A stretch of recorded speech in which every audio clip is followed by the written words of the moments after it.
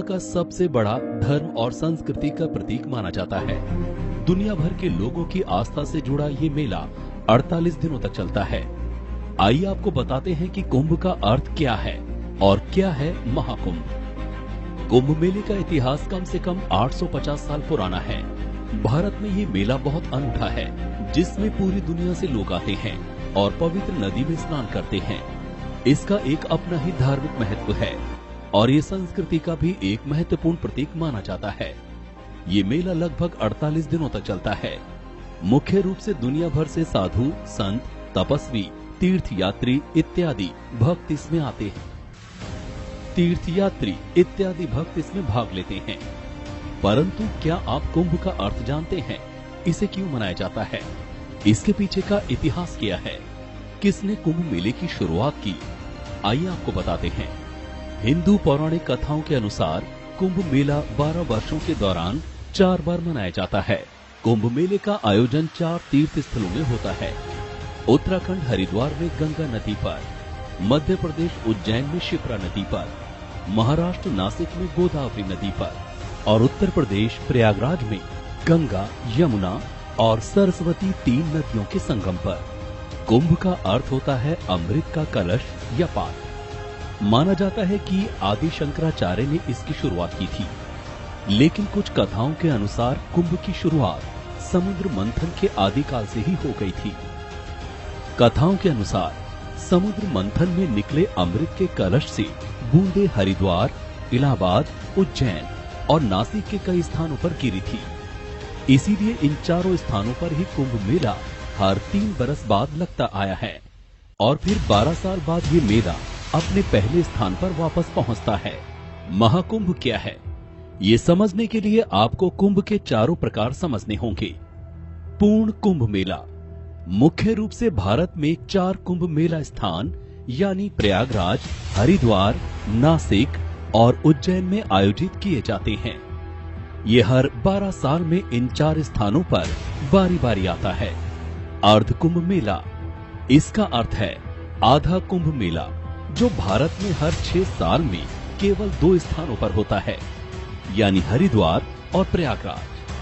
कुंभ मेला 4 अलग अलग स्थानों पर राज्य सरकारों द्वारा हर 3 साल में आयोजित किया जाता है। इसमें लाखों लोग आध्यात्मिक उत्साह के साथ भाग लेते हैं। माघ कुंभ मेला, इसे मिनी कुंभ मेले के रूप में भी जाना जाता है, जो प्रतिवर्ष केवल प्रयागराज में आयोजित किया जाता है। ये हिंदू कैलेंडर के अनुसार माघ के महीने में आयोजित किया जाता है। महाकुंभ, ये प्रत्येक 12 पूर्ण कुंभ मेले के बाद आता है। ये 12 साल बाद उसी स्थान पर होता है जहां पहला कुंभ हुआ होता है। हर 12 साल बाद इस मेले के आयोजन के पीछे भी एक पौराणिक कथा है। कथा के अनुसार इंद्रपुत्र जयंत को अमृत कलश लेकर स्वर्ग पहुंचने में 12 दिन का समय लगा था। शास्त्रों में बताया गया है कि पृथ्वी का 1 वर्ष देवताओं का 1 दिन होता है।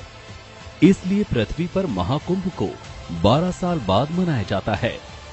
देखा जाए तो देवलोक में पृथ्वी के 144 साल बाद महाकुंभ मनाया जाता है। कुंभ में स्नान के अलावा कई गतिविधियां होती हैं। यहाँ धार्मिक चर्चाएं होती हैं। लोग यात्रियों को भजन करवाते हैं। भक्ति गीतों से पूरा शहर गूंज उठता है। कुंभ मेला स्थानीय लोगों को रोजगार के अवसर भी प्रदान करता है। कुंभ के बारे में कई रोचक बातें भी आपके लिए जानना जरूरी हैं। कुंभ को विश्व की सबसे बड़ी मंडली माना गया है।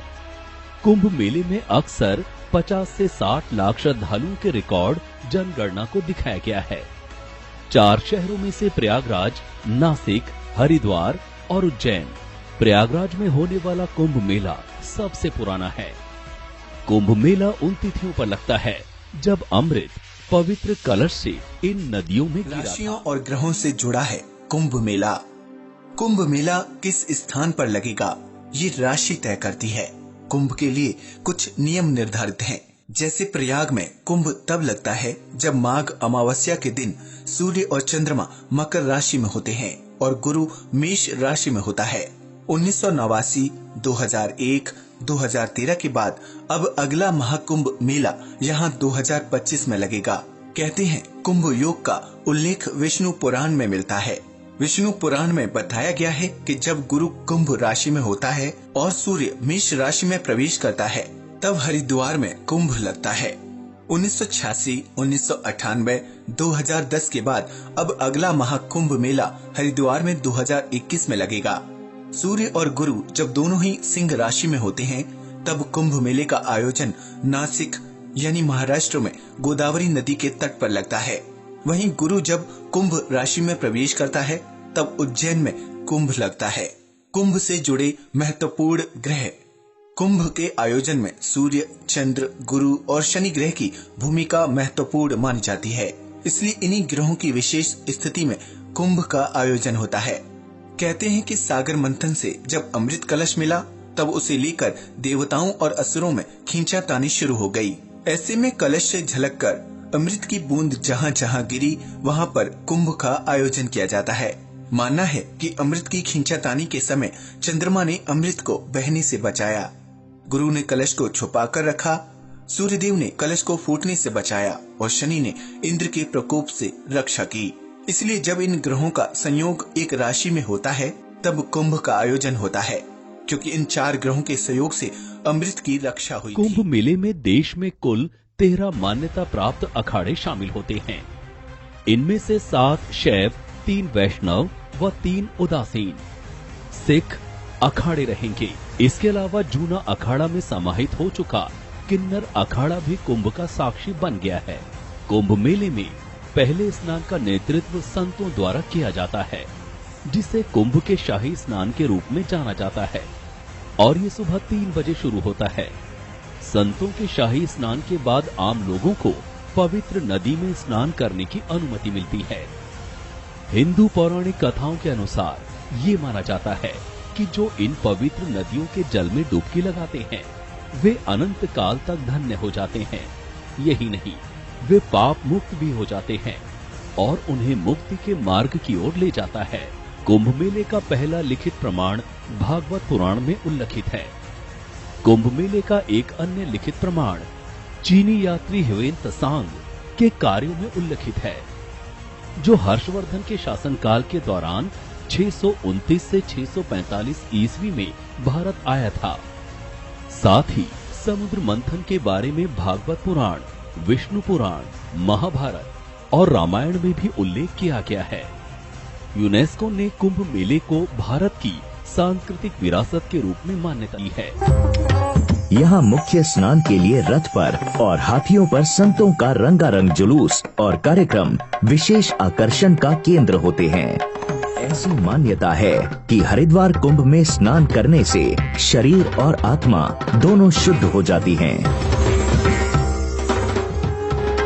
यही कारण है कि यहाँ कुंभ के आयोजन के समय करीब 2 करोड़ से भी ज्यादा भारतीय और विदेशी पर्यटकों का जमावड़ा रहता है।